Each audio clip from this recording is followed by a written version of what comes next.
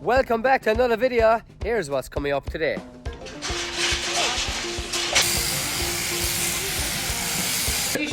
We started the 10th of May this year.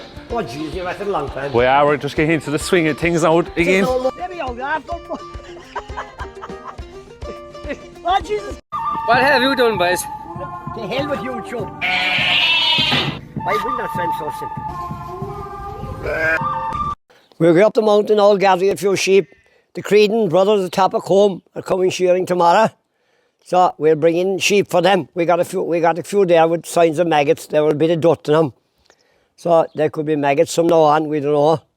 Right, we've around 350 ewes here now, but most of them are hoggets, but there's some mixed in with lambs. So we're going to take the lambs and ewes out of them and it'll be mainly hoggets to shear in because the lads have another job on already this morning. So we're just bringing in a few hundred there to finish off their day. Lads are here in shearing. So we have Thomas, two of you, is it? Yeah. And what's your name again? You're Kiwi? Justin. Justin. Yeah. We might get an interview with Justin before you go as well. So the lads are starting shearing here now. It's still raining. Tight fit here, we might have to push it up. But yeah, we're ready to rock. Billy's causing trouble already, we have to move him. We'll put him in there. How's Creedon? Justin from New Zealand. You were shearing away the last couple of days. We're shearing away now again. When did you start? We started the 10th of May this year. Oh jeez, you've had a long time. We're just getting into the swing of things now again. No lowland sheep mostly were at first. Yeah, all lowland sheep and all heavy sheep. Heavy sheep, 80, 90 kilos kind of. Geez. So all heavy, but getting into the swing of it now again full time, and we're into the kind of the lighter sheep now. And we don't have half as much travelling now as well this time of the year, so his grant is all close to home. There's a big shearing competition over in your place again this year. There is, yeah. It's on the second week in July. 9th of July, is it? No, 13th. Who can enter that now? Anyone at all, really. Like, there's anyone that if who can kind of hold a handpiece, who can enter it. Right. There's no specifications or anything like so. It's great. Right, that's them in. They put the sheep in. They put the sheep in at the end there, so they tie her in like so. The rest will kind of follow. So that sheep will stay there for a bit.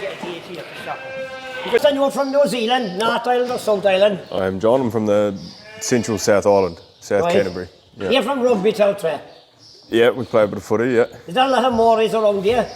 My hometown, not so much, but yeah, there's definitely a lot of Māori people in New Zealand for sure. Yeah, they're a big part of the culture, big part of the country. Yeah. He's from a sheep farm.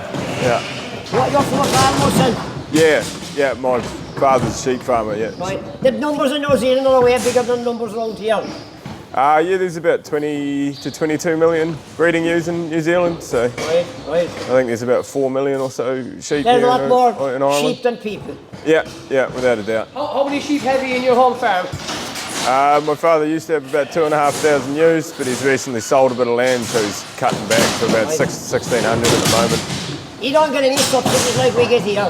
No, it's no government support whatsoever. Yeah, she's all off the back of the farmer and all off the back of what they can produce, and that's why the numbers are we a wouldn't bit do it bigger. hard here only for the subsidies. Yeah. We'd be gone. They're pretty handy. They definitely help. But Yeah, the farms here are too small as well.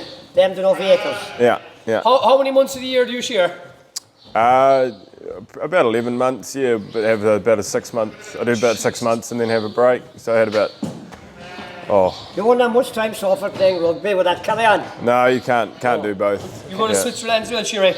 Yeah, so this year I was in New Zealand in January and February, and then middle of March I went to Switzerland till the end of April.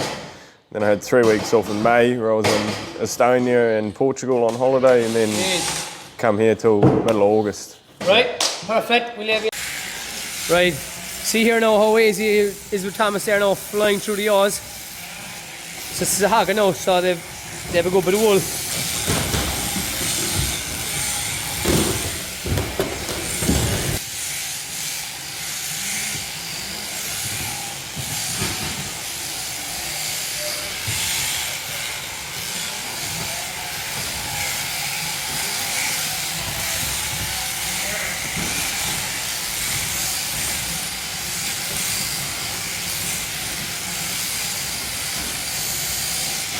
Right. So we've all the wool gathered up there now, so we'll either bag it there during the week now into bags. We just don't have time now at the moment. The lads are going through them so quick.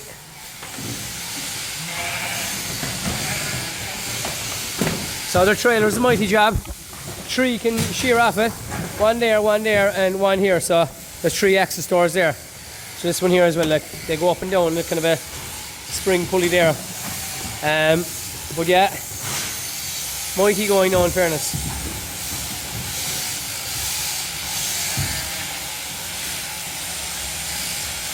That's the mule. The mule wool is actually slightly different to the, say, the ordinary kind of poly there, like.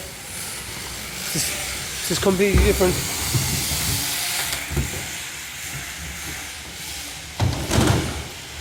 So you can see there the trailer is a mighty job.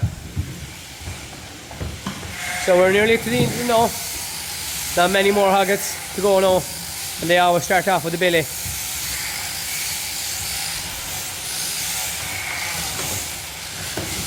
Just there he shears 10 months of the year. So that's fair going. You need to be fair tough for that. Back-breaking work, like, but they're hardened into it now. But fairness to Thomas there, they have a great team now. They were in Kilkenny yesterday, I think. They're going up to Care and Tipperary tomorrow, so they're putting in big mileage. Next couple months, the last couple of years, this is the old silage pit walls there, concrete walls, and we just roofed it. But it's a great shed now for lambing, and obviously for this as well, because only for the shed now we wouldn't be able to shear inside because the shed above is too narrow. But it is a mighty help. So they're shearing the hoggets there now. You can see they're all wool in the tummy, in the belly, whereas an older ewe, it kind of stops growing from the highest. They're all wool, so they're not the nicest to shear now. And they'll be that bit giddy, so when they're not used to getting shore, they'll start kicking and jumping mad, so they're not ideal to shear. They definitely wouldn't be good sheep to shear starting off in it, but the lads are well used to them. But in fairness, they're flying through them now. We're only here an hour, and we most of them got rid of already, like. But all little hurl gates, and yeah, this is good enough. And we just have another gate here blocking out. So, but these are all last year's lambs. They're over a year and a bit there now, a year and a couple months. So they'll go up the ramp there now, and they'll go up very good, a lot easier than last year. You'll get the odd ewe jumping out over it. One jumped out while ago there, and the second one jumped out after, but that's rare enough. But no, some job now in fairness. We're shearing inside now this evening because it's wet. The lads were only after coming from Kilkenny, and they arrived at 2 o'clock, and they weren't long finishing the 250 the weed inside. So there's a big huddle and go on late, and right away in Kilgarvan v Ladies Walk. So Keane O'Connell and Glenn will have to be off to that anyway. I'm going up there now to collect the rams. We're going to drive them in through the Tipperary. They'll be sure now in the next couple of days. Have they ate down? Is it going to bear as the road? Oh my God. Jeez, they must be starving inside where they were. She's got fairly bare there now, so there's grand grass along the road here. So we've a few rams missing. What do I do? Don't knock me. Don't knock me. So the pets are there as well. They're getting fiercely excited. Look at Twisty. Look at Twisty running. On Twisty. Oh jeez. Look at Twisty and Tiny. And people think there's something wrong with Twisty. Look at that for speed. Oh Jesus Christ, they're gone down the road. Christ. They're gone wrong. So these are all the pets here now. They're not up too much now, to be honest, but there's Twisty. So those at the shows the last few weeks would have met Twisty. She's fine out, she's thick fat, and there's Tiny. So they goes into this old shed by night. Bit of shelter, bit of comfort.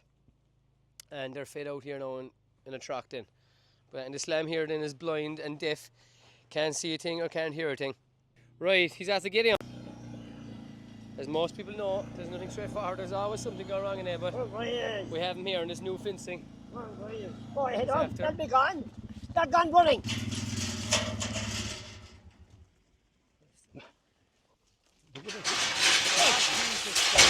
I'm not getting. I see big kid, that. No, they are. Right, finally in. These are grand gates, they're sliding gates, they're all around, no bother to close them. Right, that's there. So the rams are the hardest thing to get into the parry because they're a bit stubborn. So, it's on auto there, so it should catch them automatically. So we'll put on our country Chevy ram up first.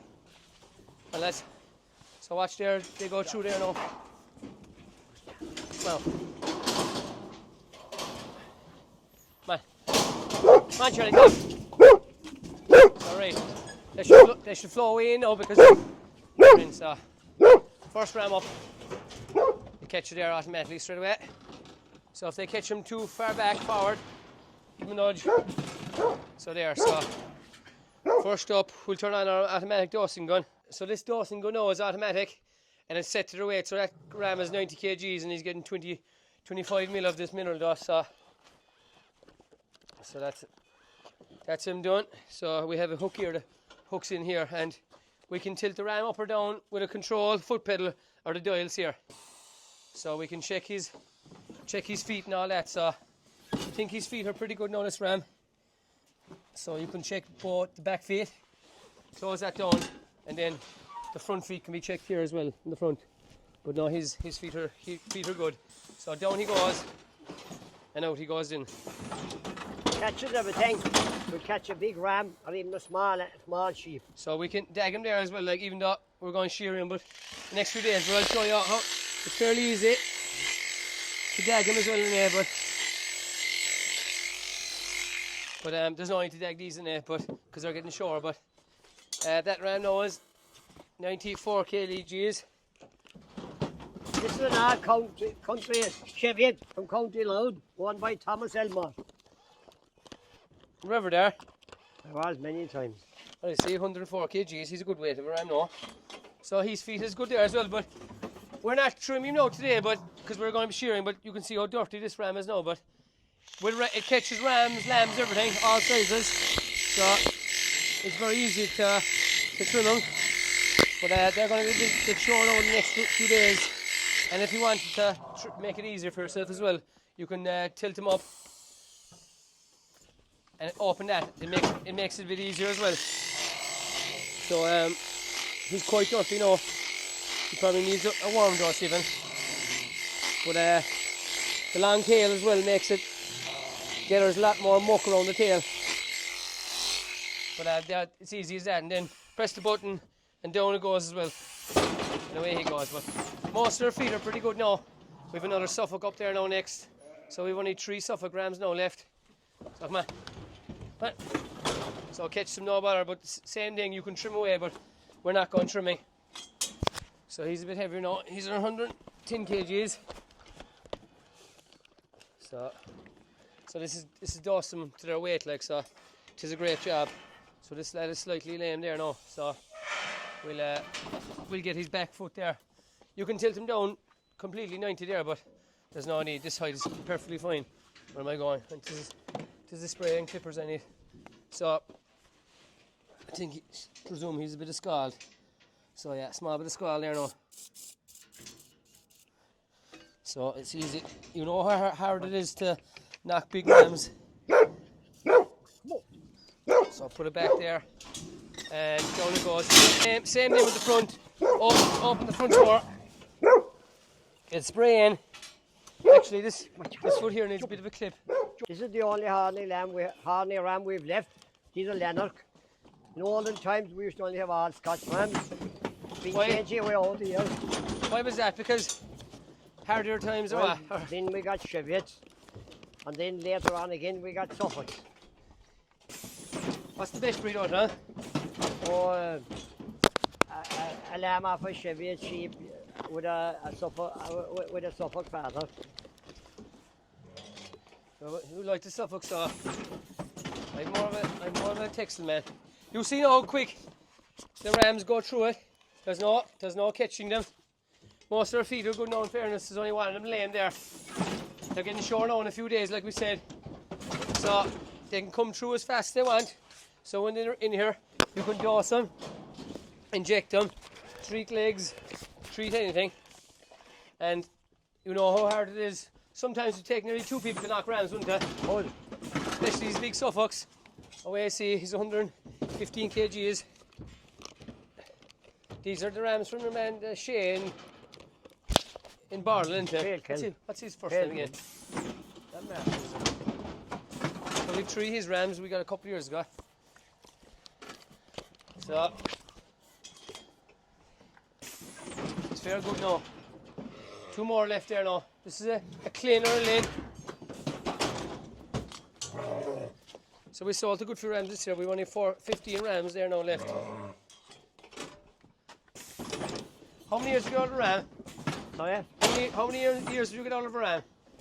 Varies. You could get, they'd be close, but you could only keep them 3 or 4 years, the most. I'd say 3 years max. That's them all done now, the rams. You can adjust this here as well to suit lambs or suit bigger rams. So I have that to the second widest one. And if you want to catch lambs and ewes like we did in the last video, you put them into the second bolt here. So it adjusts to suit. So they're all done there now in a couple of minutes. It will be a long time knocking them now if we're treating their feet and all that. So that's that done. It's a good job for lads, especially for the likes of me now, getting old. You won't be able to knock the big sheep. They get the better of it. But they're restrained out here inside and this and they've got a couple of mad sheep. There'd be no bother in containing them here. This is the place for them. They couldn't get away, they could go on over. So, like you were saying there in the last video, you can stand way back as well. And if you're way back there and if you're running the lambs through, press clamp, it catches the lambs automatically. And up here, you can see 3-way drafter. If you're drafting lambs, you can put them left or you can put them right or straight on. So, with a 3-way drafter, to go in there to see if it's human tested. Looks like. And the things here now where the sheep, when the sheep go forward, it will press forward with them. Anti-backing flaps. And they go back again then, so they can't back out of it. They're held inside. Especially like the rams there, they tend to go back mad, but they can't with the anti-backing flaps.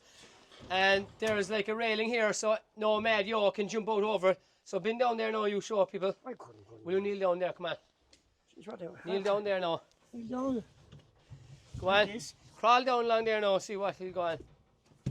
Jeez, I can't get up no more. Go on, keep, no, do you mind getting up?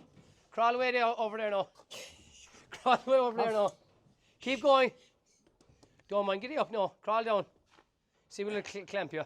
Don't clamp me at all. No, you have to ground your 4 legs. Christ, they kill me. Oh, my legs, Jesus Christ, my leg is caught.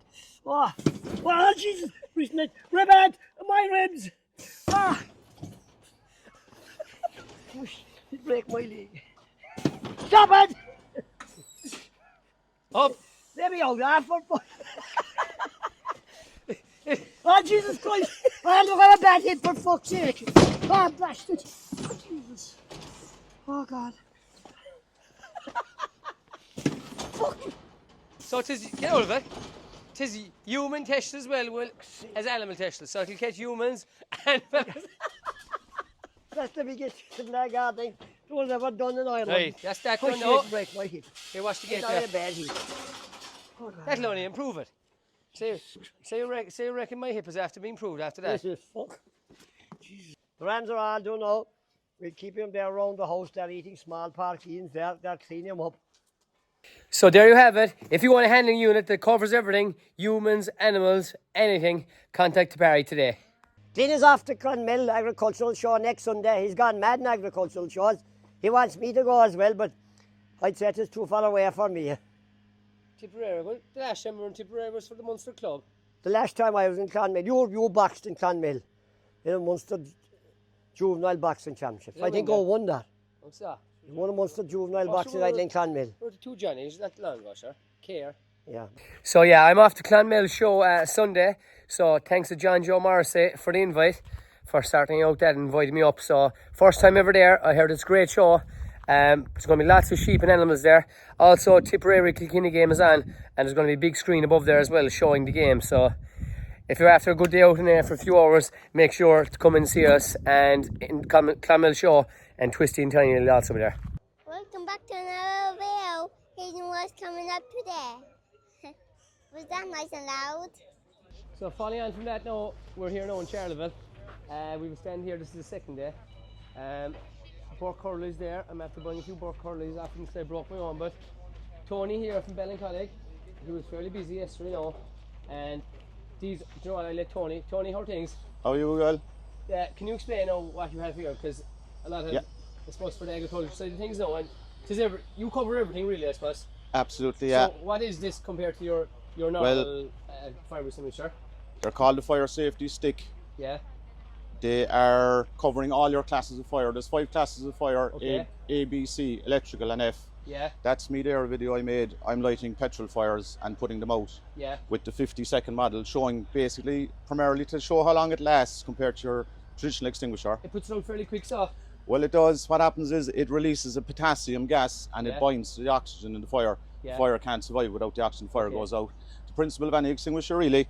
But they're a lot neater, a lot more compact, especially for the agri section. In tractors and stuff. Yeah, like I'm from a farming background myself, so I kind of know about that sector. Yeah. And even yesterday, I was surprised. Yesterday was supposed to be the quieter day here. Yeah. I was actually very busy with sales yesterday. Yeah. I'd say 80% of sales yesterday were to agri lads, contractors, plantmen as well. Okay. But they'll do anything. Your house, your car, your tractor, combine, baler, it doesn't matter what it is. What were you saying to me there yesterday about it? Was there a combine in the fire there? There's a case study there, yeah, it's on YouTube as well. On the UK, there was a Class Lexion, very new, had little cutting done last year. A bearing failed in it, pulley reddened, and she was on fire. He had a safety stick on board, and he got out, he put it out with it, and he reckons only for this, he had nothing else. Like, he would have lost it? He reckons he would have lost it, and she was a Class Lexion on tracks, she was worth a fortune, like, so. Yeah. How many years guaranteed for? There's a 15-year tested shelf life on them. That's good. So the problem is with this traditional type, I just have this for comparison. One comparison, this size, it's a 1 kg dry powder. Right. The first point, it will last for 7 seconds and it's empty. So even with the smaller one, you have 7 times the amount of time fighting your fire. All right. So, and the large commercial one, then the agri one, I'll call it. Yeah, the one you get for a tractor now or something, is that or? I would recommend it because you may have a larger fire to try and tackle rather than a car or a kitchen or a mobile home or something. Yeah. So you get 14 times the amount of time out of this than this time to fight the fire. The other point is, what I don't like about this kind of one, dry powder, it's toxic, but it's corrosive. So any metal it touches, it can cause corrosion over time. Okay. And you'll never get 100% of it off in the cleanup. I've had to use it before myself, unfortunately, about 7 years ago. The cleanup is tough going, and with the heat of the fire, the particles in this, they stick to everything, and they get in everywhere, into all the nooks and crannies, and that's the problem with the dry powder. For people know, interested in getting it, where's your vans here actually? Numbers are there, and your website. I do, TH Safety. So that's and you're based in Ballincollig pretty much. I'm near Ballincollig, but I post all over the country. Right, and they're coming very popular, and like you said, they're lovely and neat. They are neat and small, they can be easily put into anything. You could put them into a drawer there in the kitchen, no matter next to you. Glove box of the car, there's brackets available there. I have one on my own tractor, it's mounted on the door bar, and it's kind of sitting like this then on a bracket. Yeah. It's at my hand if I ever need it. And I suppose next thing, people will ask, how much are they? Well, I do show offers. This one today is €80, this one is 120. On my website they're €90 and 125. Yeah. Now, it's cheap when you look at it like that, if they'll say something. Over the 15-year tested shelf life, it breaks down at over €8 per year only to have it owned, and about €6 per year to have it owned. So if they save something or saved your life, they're not, they are a good idea, like, to be fair.